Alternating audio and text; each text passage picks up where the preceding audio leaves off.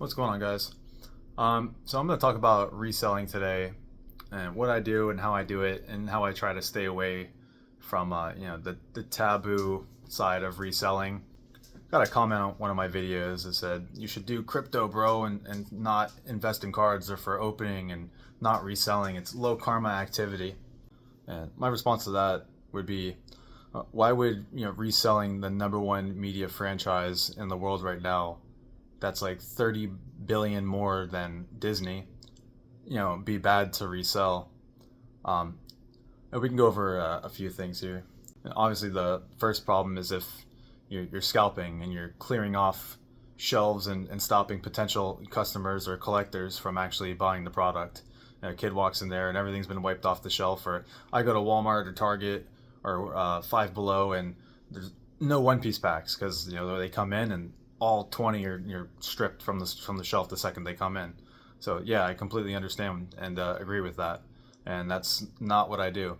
All my stuff is pre-ordered, or I pick up one thing for myself usually, and then like one to open, and then I'll open it and then sell all the bulk, and I have all the bulk on TcgPlayer, and then singles every once in a while. Like most of my singles are old as heck that I have, and I'm really just like starting to get rid of a lot of old stuff to be able to free up some cash to be able to buy new boxes, because now I really just want to collect like sealed, whether that's to keep the value in the product, because every time I rip something, the prices drop on the cards, or I don't pull something that has value and it feels like it's unworth it to open the boxes. Also, just by selling and wanting to build a store, I've opened plenty of boxes where I'm just like, maybe I can hit something good out of this, and I don't know. So it's like, instead of ripping it, I'm just like, well, maybe I'll just hang on to the box because it's gonna keep its value, and then whether I want to resell it down the road, or I just want to hang on to it for the collection and just keep building up my boxes. And it's just most of it was just long-term investments, and that's how I was originally doing like sealed and stuff. And I really don't sell sealed unless I have too many boxes, like three. Like if I have like three boxes of something because I want to buy them for long term and hang on to them, but I have an emergency where I need to free up the cash, then I have to sell some sealed or whatever has the value in it. And that's really the only reason why I've sold sealed at all.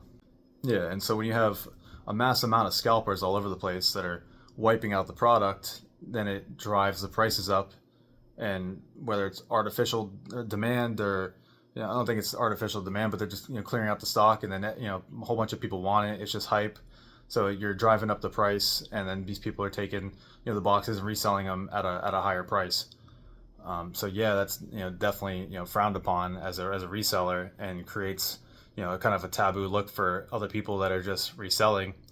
I think the majority of people that are selling stuff on eBay usually aren't getting a profit out of it. They're just trying to make their money back on things that they sold. And yeah, it may not be an official store, but I think like the only difference between me and an official store is I'm paying taxes on my items. And I'm talking about like an online thing, or because it's not a brick and mortar store, it's just online. So the difference between me and somebody that has an official online business is they don't have to pay taxes. They have an EIN number, or they have a tax receipt, so they could buy stuff without paying taxes on it, and that way they're able to charge a retail price or whatever, to be able to still be able to profit whatever $5-10 a box, in order to keep their business going. So most of the reselling I was doing recently like last year, was OnePiece singles. So I was buying when set 1 and 2 and 3 came out. Like I figured those are going to be the biggest sets down the road, and I have multiple binders, like 3 binders over there that are stacked full with just cards for me that have 4 of every card, or as all the staples and all like the main ones, not like all the rares. The rares, I would pull the alts, and I would just sell those because I could play with the regular ones. Like I don't need to flex. I would rather sell the ones that are popular or like high valued, so that way I can keep the money to put it towards you're getting more cards, or whatever, more boxes to try to pull the rare ones down the road, or the ones that I want for my box, or the ones I want for my decks. So and then really it's like I would only go for like maybe like the leader, and a lot of times I'm not playing with the most expensive leader anyway. So I'm trying to follow like a legit business model and do things like ethically. So and the things that I'm selling, like all my singles are like a couple cents to 5 cents under market price, and then usually all the cards that I have on eBay are posted at market price with free shipping, or sometimes an extra dollar on there or whatever for shipping.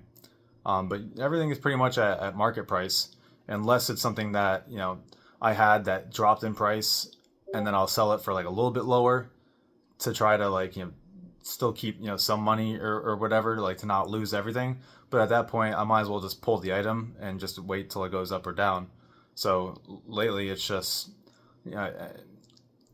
when like if you're buying singles, I feel like it's just like buying stock. Like if you buy something, you're taking that risk that it's going to go up or down, and you're trying to make educated decisions to try to increase like your collection, or to build up whatever you're doing, whether you're actually trying to make money out of it.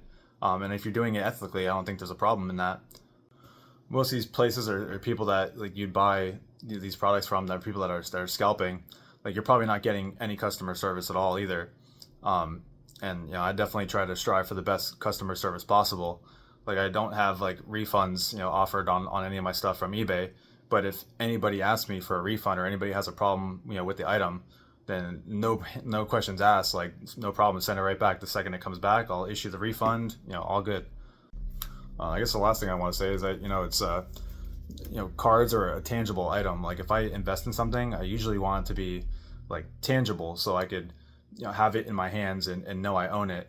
Like crypto, like who knows if the government will ever do it, like a seize or shut down on crypto one day, or your crypto wallet gets hacked or something like that. And obviously as somebody that carries cards, you can still be robbed for your stuff, or whatever, but at least you still have the option to protect your stuff. So that's just another part of it. And it's just like downloads in games now. Like I remember like on Halo 3, you had to work for your cosmetics and collect all the skulls to get the Hayabusa armor. Or like I was a big Halo guy, so I played COD too, but I like to work for things and have the grinds to unlock like cool cosmetics. Like if you're just buying something and there's no effort going into it, like what makes that like cool? Like I've been trying to tell my girl's like son about this, because he always wants, I need V-Bucks so I could buy the skin or get the battle pass or whatever. And it's like, everybody has it. Like, everybody's gonna buy it. It's not cool. Like you didn't have to work for it. You didn't have to do something skilled to have that like thing. So I don't know. I just think, especially with like cosmetics, I've had a couple games that just go offline after you dump like $20 or $30 into maybe a couple skins that you like or something. Like for me, it was I wanted to try Apex Mobile, and Apex Mobile did not last. And like I'd probably put like $50 or something like that into there to just get a couple cool skins. And in a few short months, it was already like, we're shutting down. It's like, all right, so anything that you put into those microtransactions and all that stuff's gone. Like, I hate microtransactions. I think that's like one of the worst things for gaming. But the live service thing, like, it didn't work out for Halo Infinite, that's for sure. But I know there's other games that do it better with it. But I'm not even like really playing that much gaming nowadays anyway. But I think that's just another thing. Like, you're downloading games, and then they can just get pulled from the marketplace or whatever. But yeah, I like the tangible item, even though this is offline now. I still like to have it in my hand, look at the box, for remember those midnight launches I went to and all those nights with the homies. Like I got the thing here. I can bust out an old Xbox and still probably power it up and play campaign or whatever. So that's just another aspect. It's like it's just whether you could physically hold it and whether you actually own it or not. So, and then if you want to talk about volatility, like cards can definitely be volatile and stuff, but over the long run, the growth on Pokemon, year after year, every box, just whether it remains flat for a while, they do a reprint, it goes down a little bit, over time, everything gradually increases, and you might just have to be patient on it. I've had this Vivid Voltage since COVID, and they were like $100 or whatever they were back then, $120. They really haven't like changed too much. I don't even know what it's worth now. maybe like 140 or 160 if it started creeping up at all. Um, yeah, Vivid Voltage is like about 150 right now, 148 free shipping. So yeah, it still hasn't crept up at all, but they did all the prints then, and I think they realized that they went pretty hard with the printing, and they've kind of got it under control now. But when you talk about the volatility and like Bitcoin and stuff too, or not really Bitcoin, but like just crypto, like you don't know like which one's just gonna plummet to like nothing. I had Doge, and then I had to pull out unfortunately because I had to get my surgery for my dog. She had a couple tumors, so I had a couple tumors removed from her. But I ended up selling my Doge that I had bought in at like 7 cents or something like that, or I think it might have been lower than 7 cents. Um, and I was able to rebuy in a little bit later at a higher price, and then it went up to like 70 cents, and then it went down I think to like 50 cents. And I might have like sold there and made like a little bit, but I don't know like the markets on like the crypto that much, and following the news with like crypto, and I feel like you just don't know what's going to happen because a lot of the times there's probably a lot of insider information and things that are going on, and I just feel like it's a lot more like harder to kind of gauge what's going on. And unless you just have free money or like money laying around that you can just put into it and you don't have to worry about it, then that's one thing. Like that's why during COVID I kind of put my like the money they were giving everybody, I took it and put it right into Tesla, and I put it into Delta, and I picked like a couple other stocks that were just down because of the illness and stuff that was going around. So I just picked things that I thought would be good in the long run when everything cleared up. Um, and then I held on to that. And then when Tesla, like Elon was just doing like stuff with Twitter, and like it's just always up and down, depending on what's going on. And you got to depend, like you don't know what the CEO is going to do. All of a sudden, just crashes the price or whatever. And I just think Pokemon's just been a lot more like consistent and predictable. I think it's been a safer way to kind of invest, long term, and not have to worry so much about the news behind it or what's going on. So yeah, that's a major reason why I prefer kind of sealed investing and just collecting in cards and stuff. And I'm just making like the transition really to try to go from just selling like bulk and trying to like I really haven't even like bought sealed to resell. Like I haven't bought cases to resell or anything like that. And I'm waiting until I get my business license set up, and then because if I'm doing it out of home, it's not too bad. I don't have a lot of overhead, so I could take the risk at trying to build my own card store at home and see where it goes. Yeah, and then once I have my business license, and I could get stuff tax free, and then collect taxes from people, then yeah,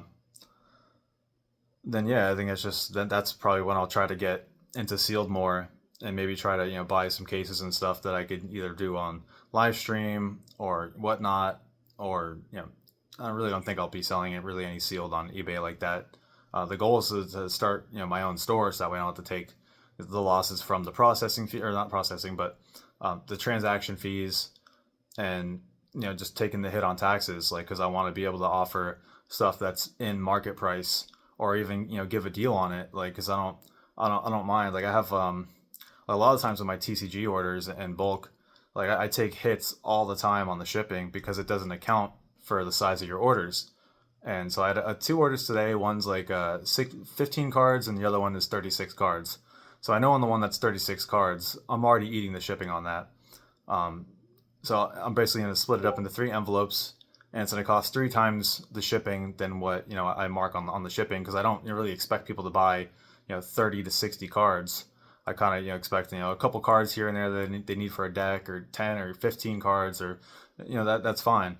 But when it starts to get to that higher amount of like cards, then it's just eating out of not even profit, but just money back for your bulk, that came from your box or whatever you open. So like all the bulk I have is literally just bulk, and just cards that I've had collected all the years that I've just kept in binders, or just the leftover bulk from stuff I've opened recently.